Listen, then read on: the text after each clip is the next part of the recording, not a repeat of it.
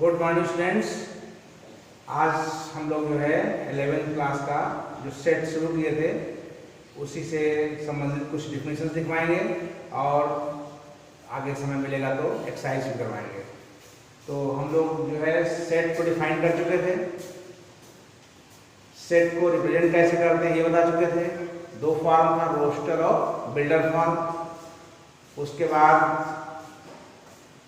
हम आपको बता चुके थे कि सेट को नोटेशन के दो तरीके होते हैं और उन दो तरीकों में जो है हम रोस्टर विधि में हम एलिमेंट्स को कर्ली ब्रैकेट में कामा लगा लिख देते हैं और उसके बाद जो है जो रूल विधि है, रूल मेथड है, उसमें हम एलिमेंट्स की प्रॉपर्टी के बेस पे हम जो है सेट को लिखते हैं।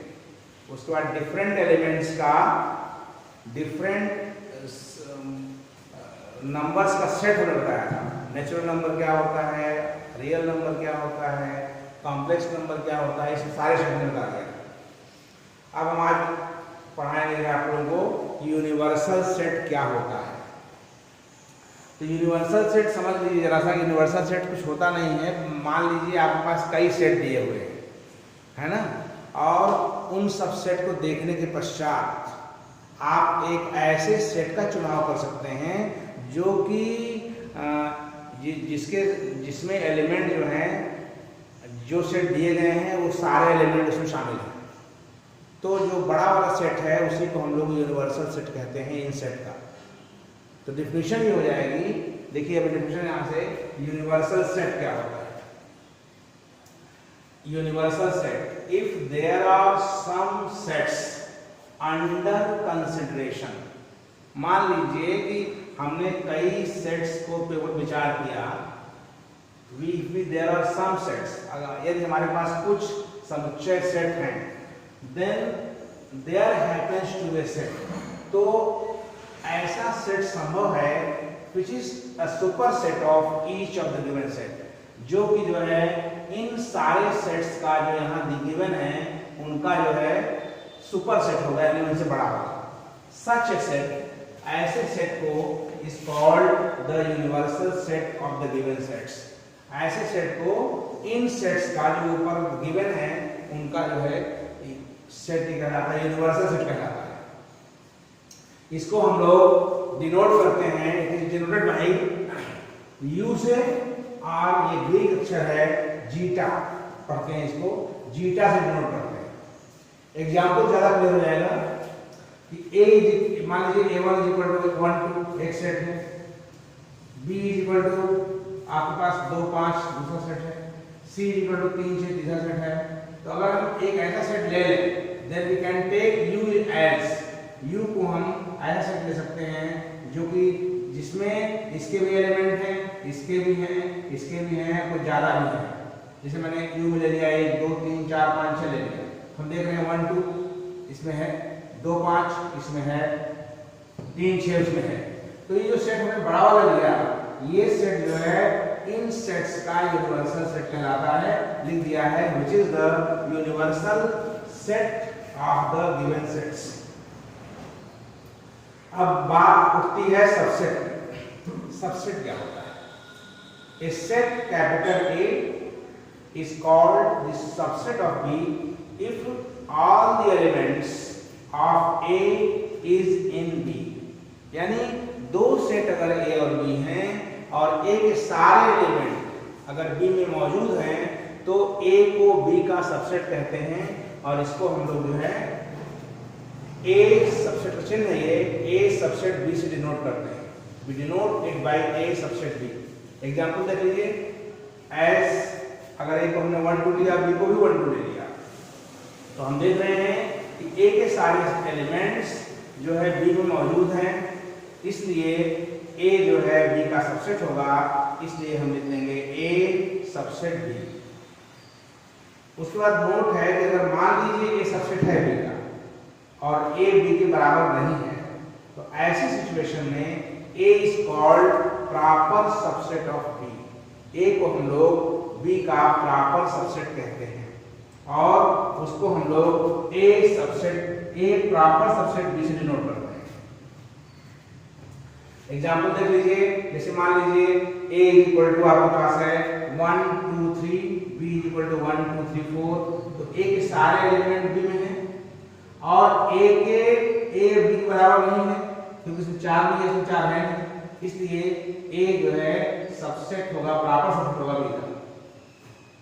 और यहाँ पे नोट नंबर 1 के बाद दूसरा नोट हो जाएगा, इफ a प्रॉपर सबसेट है b का, then b is called superset of A. इसको b को a का सुपरसेट कहते हैं, डिनोटेड बाय, जिसको हम डिनोट करते हैं b, सुपरसेट चिन्ह उल्टा होता है, सबसेट का उल्टा, b सुपरसेट a। आप देखिए a के सारे एलिमेंट b में हैं, a b के बराबर नहीं है, तो a b का प्रॉपर सबसेट होगा और b जो है a का सुपरसेट होगा, जिसको कि हम ऐसे डिनोट करते हैं। अब इसके बाद कुछ नोट्स हैं, इस पर ध्यान देने आए हुए हैं, कुछ इंपॉर्टेंट नोट्स जो है, नोट नंबर 1 2 5, पहला नोट, दूसरा नोट, तीसरा नोट। अब देखिए थर्ड नोट्स।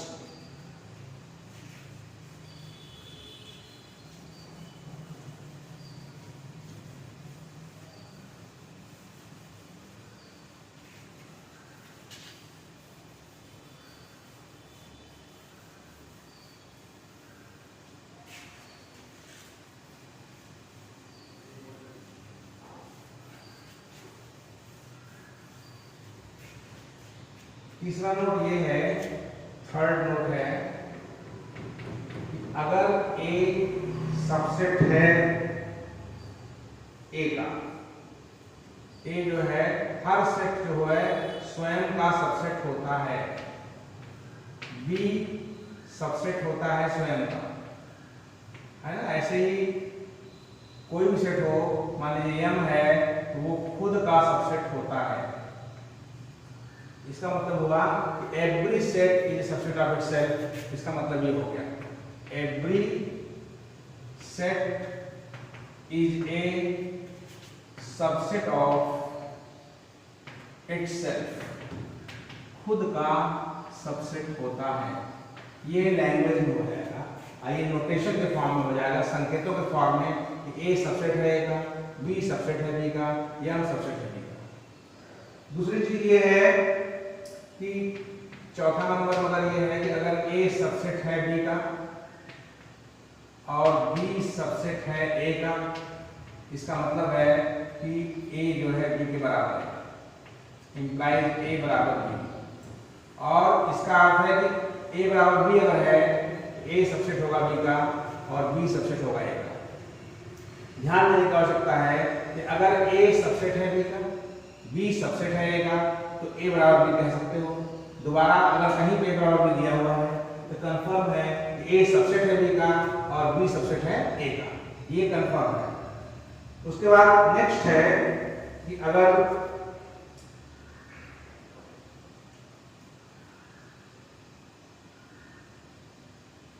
पांचवा नोट हो जाएगा कि अगर जो है यानी a में एलिमेंट्स की नंबर्स, यानी माने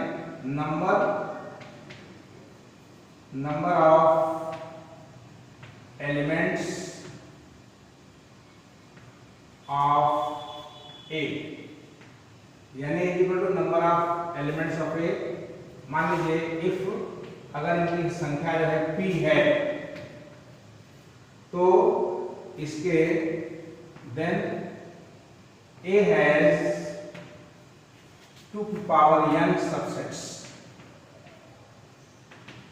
ये अगर मान लीजिए कोई सेट है, एक सेट है a में यहाँ n लिखा हुआ है, यानी कि मतलब number of elements of a equal to, मान लीजिए p है, तो a में 2 की पावर p सबसेट बनेंगे। एग्जांपल ले लें, इफ a बराबर मान लीजिए 1 2 3, then total subsets of A is equal to 2 की power 3 is equal to 8 and total proper subset of A is equal to 2 की पावर P माइनस 1 होता है। इन above example,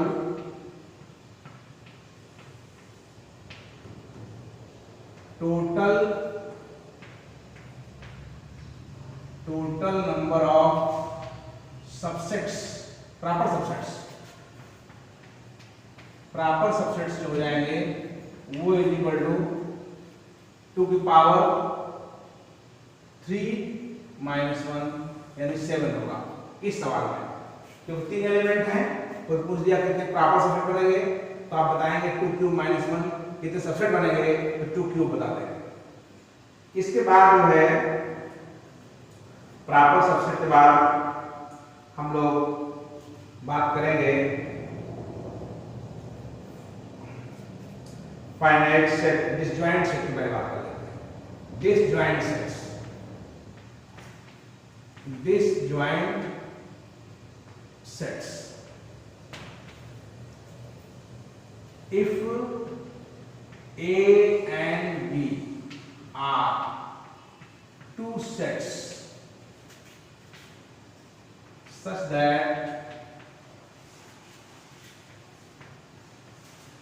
they have no common element, no common element, then A and B are said to be disjoint। इनको disjoint कहा जाता है अगर एक भी एलिमेंट कॉमन नहीं है। एग्जाम्पल देख सकते हैं आप,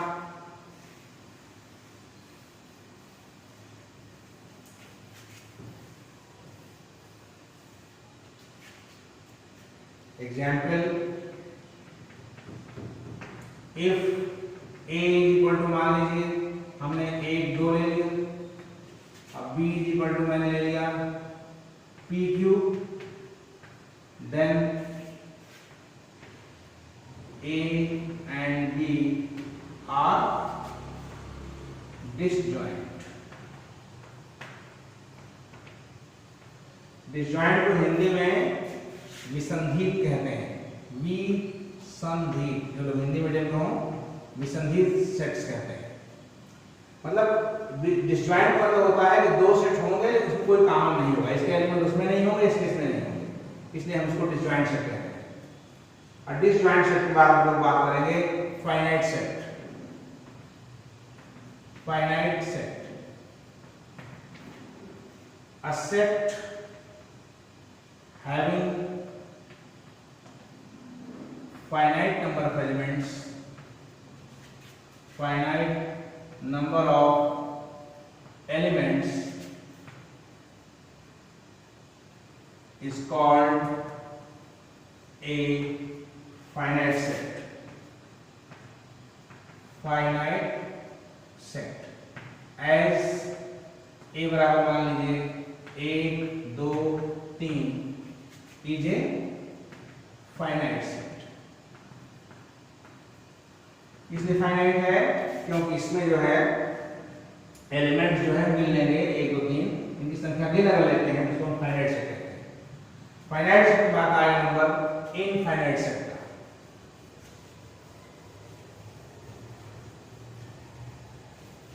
infinite set,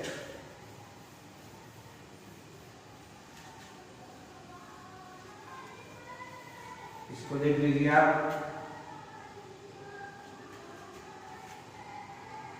infinite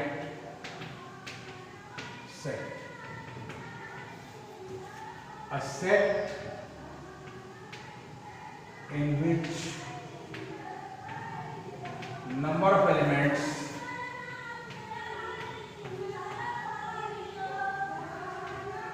are infinite.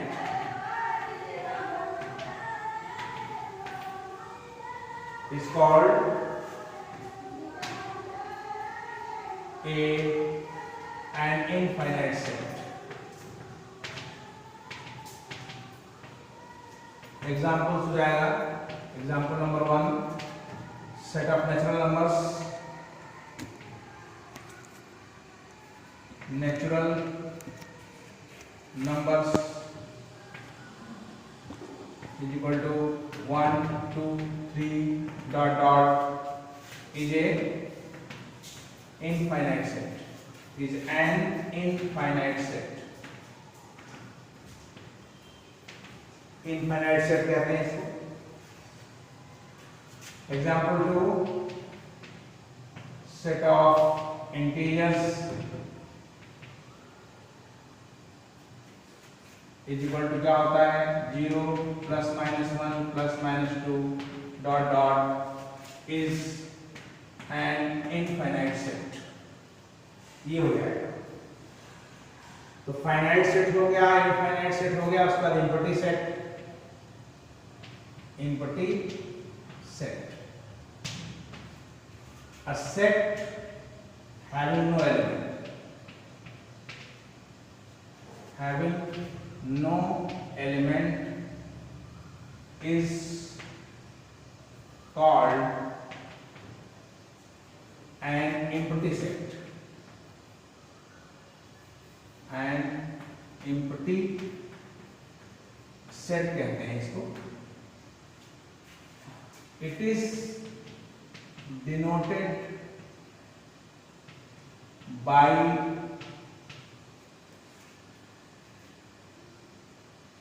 phi. इसको phi कहते हैं. PHAI. phi. Phi is equal to curly bracket कुछ नहीं होता. ध्यान दीजिएगा. It is also called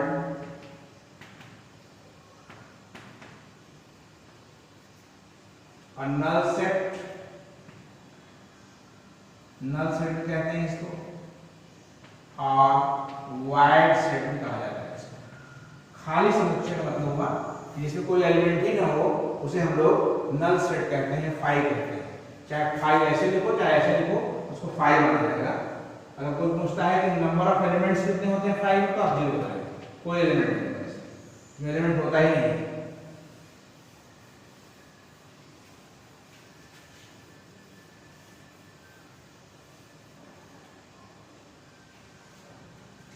उसके बाद जो है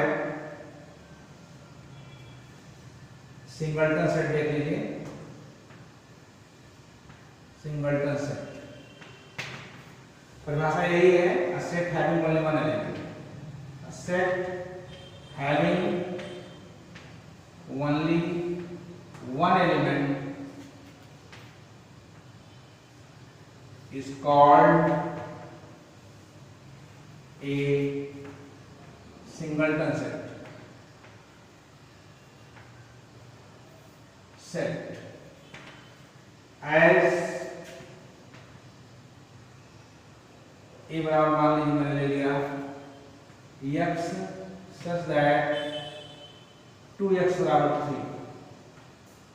तो ये सेट सिंगलटन इसलिए है क्योंकि इसको आप हल करोगे x का मान 3 बटे 2 आएगा. इसको आप 3/2 भी कह सकते हो. is a singleton set. क्यों? Because it contains only one element. It contains only one element. मात्र एक एलिमेंट है इसमें. इस कारण जो है इसको हम लोग सिंगलटन सेट कह सकते हैं. सिंगलटन सेट के बाद जो है आपका आएगा इक्विवेलेंट सेट्स. क्या होता है इक्विवेलेंट सेट्स?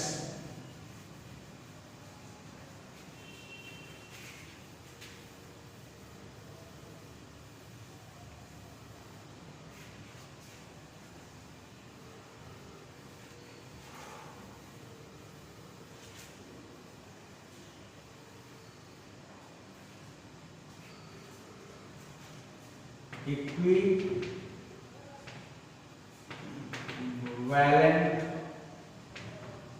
सेट्स। ये क्या होता है? Two sets A and B are said to be equivalent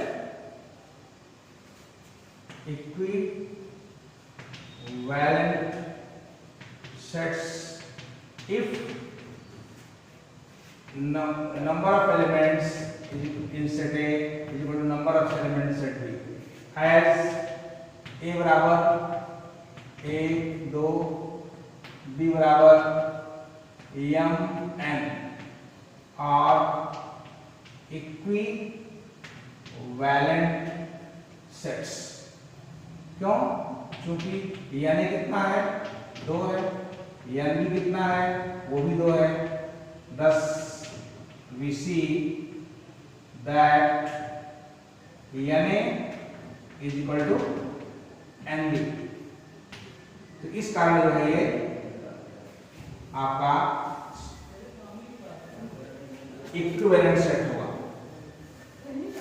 equivalent set मतलब ऐसे सेट्स जिनमें एलिमेंट्स बराबर हों, उन्हीं को हम लोग इक्विवेलेंट सेट कहते हैं। उसके बाद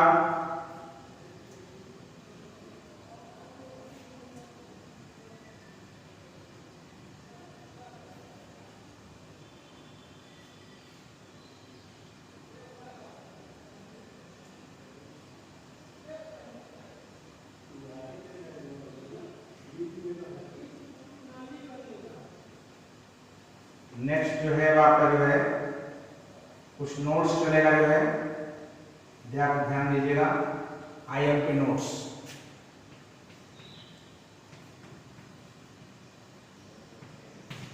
नोट्स में क्या आएगा? पहली चीज number 1, if A subset B and A does not equal to B, then A जो है B का प्रॉपर सबसेट कहलाता है। दूसरा नंबर है कि no set is a proper set of itself, यानी कि कोई भी सेट खुद का प्रॉपर सेट नहीं होता, क्योंकि प्रॉपर सेट होने के लिए सेट को खुद के बराबर नहीं होना चाहिए। नंबर 3, तीसरा नंबर है कि phi is proper set of every set. Phi is a proper set of every set except itself, यानी खुद को छोड़ करके वो हर सेट का प्रॉपर सबसेट होता है।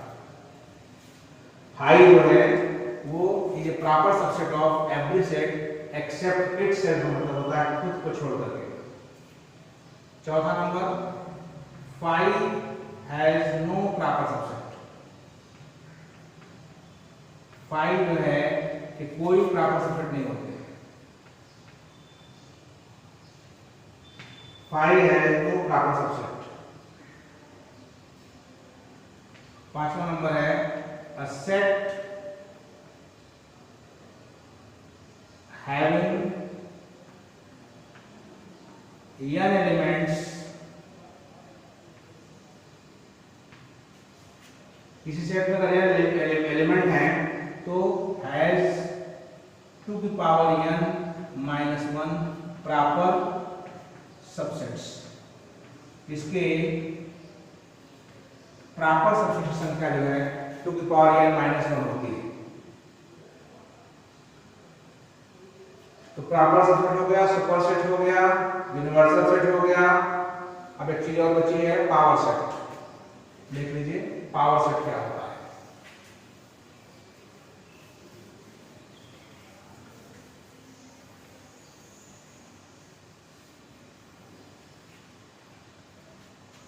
power set.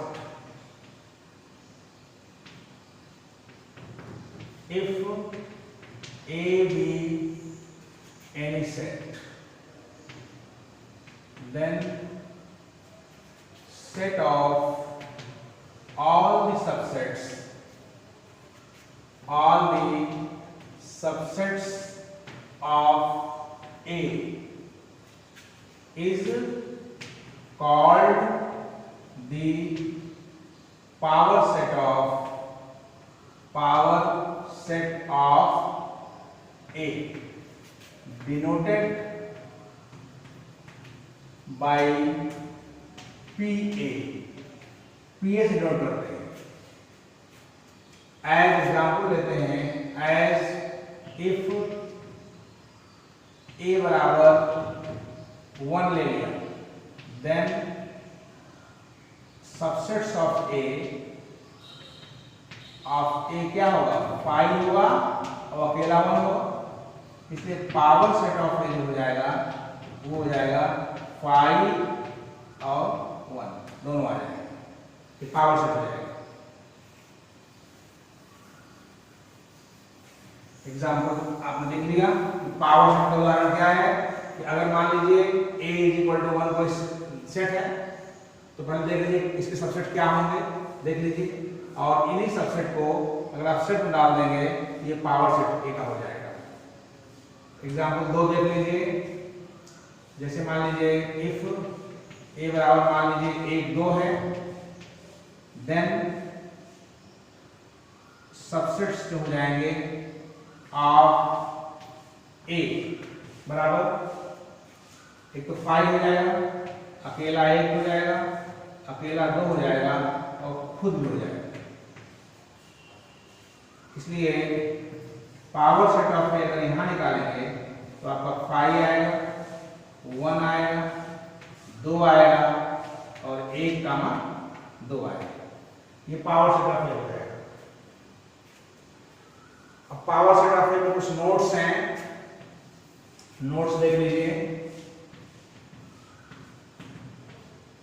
नंबर 1, इफ यानी बराबर मान लीजिए m है, देन np बराबर हो जाएगा 2 की पावर m, यानी दैट इज इफ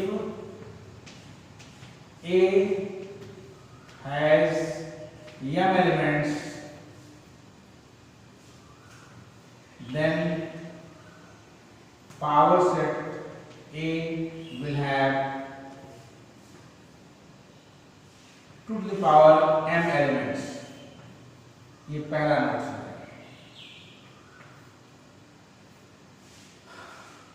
अब दूसरा हो जाएगा कि जो पावर सेट होता है वो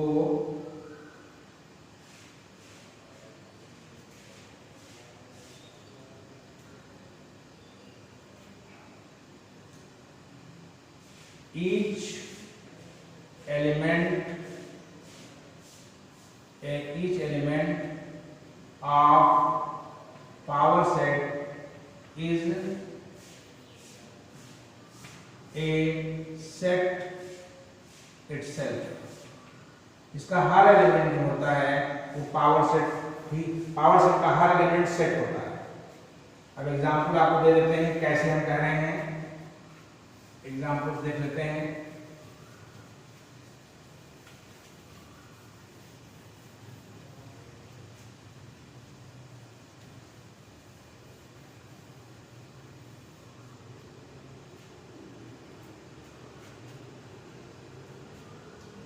IMP नोट्स नंबर 3 ये है कि चूंकि n5 जो होता है वो 0 होता है, यानी एलिमेंट्स जो होते हैं 5 में नहीं होते, 0 होते हैं. इसलिए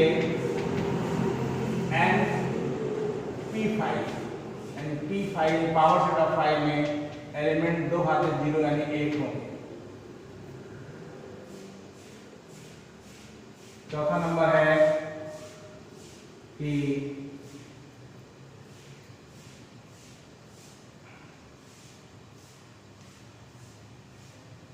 n 5 की 5 दो हाथ 0 होंगे। If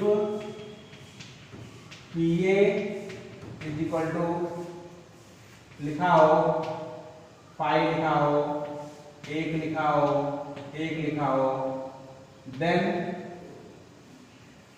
it can not B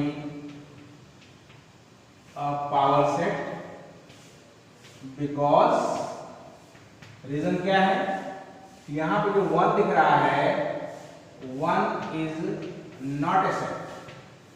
दो लोग सेट हैं, 5 सेट है, अकेले 1 ये भी सेट है, लेकिन ये सेट नहीं है, इसलिए जो है ये आपका पावर सेट नहीं कहा जा सकता। फिर उसके बाद जो है आपका इधर का पूरा कंप्लीट हो गया। अब आप पढ़ेंगे यूनियन ऑफ सेट्स पढ़ेंगे। यूनियन ऑफ सेट्स ये क्या होता है? If A, B are two sets, then set of all elements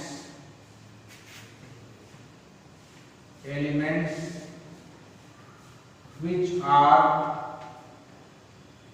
either in A or in B is called union of sets of A and B, denoted by A union B। इसको A union B पढ़ते हैं। Symbolic language में इसको सांकेतिक भाषा में लिखना चाहें तो बता सकते हैं कि बताते हैं सिंबॉलिक लैंग्वेज क्या होती है। प्रतीकात्मक भाषा, सिंबॉलिकली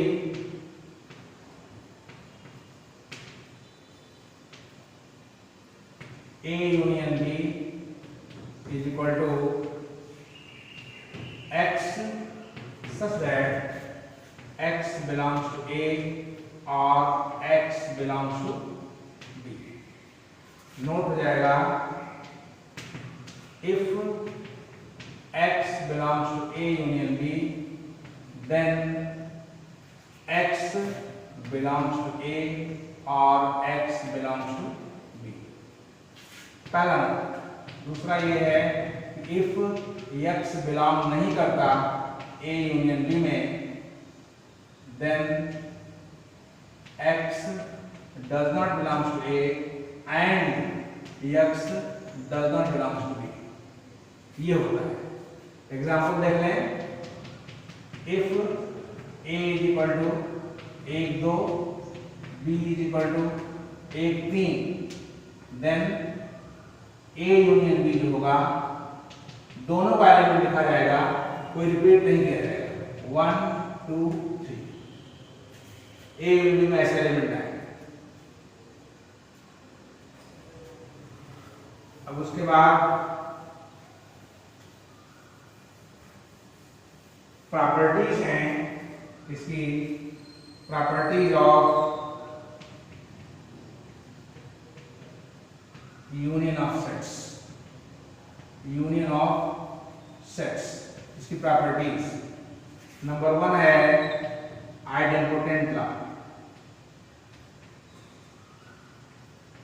टेंट लॉ। इसको कल बताएंगे नेक्स्ट लेक्चर में हम लोग आइडेंपोटेंट लॉ को।